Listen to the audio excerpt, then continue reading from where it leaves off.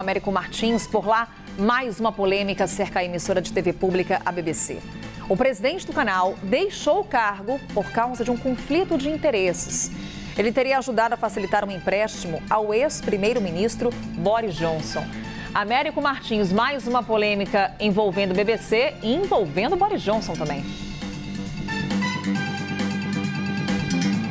Olá de novo, Carol. Mais uma grande polêmica envolvendo a BBC, que é o canal mais importante aqui do Reino Unido e o maior de toda a Europa.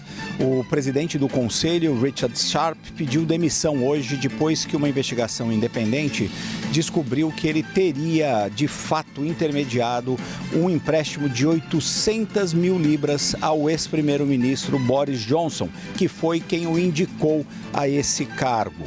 Essa investigação foi conduzida por um órgão independente e mostrou que o Richard Sharp deveria ter, durante o processo em que ele foi escolhido, declarado esse conflito de interesses. Então, para proteger a BBC, ele resolveu renunciar, o que foi aí a recomendação dessa investigação independente. Por que esse fato é importante? A BBC é uma grande emissora pública de televisão, é tida como o grande exemplo de emissora pública do mundo. E ela precisa, obviamente, ser independente. Qual é a diferença entre uma emissora pública, como a BBC se define, e uma emissora estatal? A emissora estatal representa os interesses do governo e é completamente controlada por esse governo, inclusive do ponto de vista do orçamento.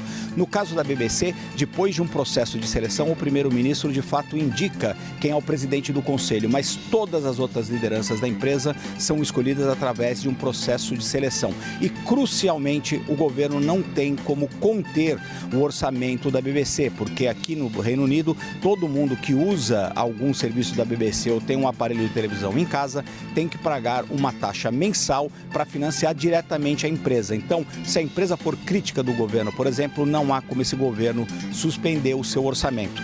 E essa não é a primeira vez que a BBC se mete em polêmicas. Aliás, vem crescendo aí as polêmicas políticas que envolvem a emissora por conta do poderio dela. Ela é a principal TV aqui de muito longe.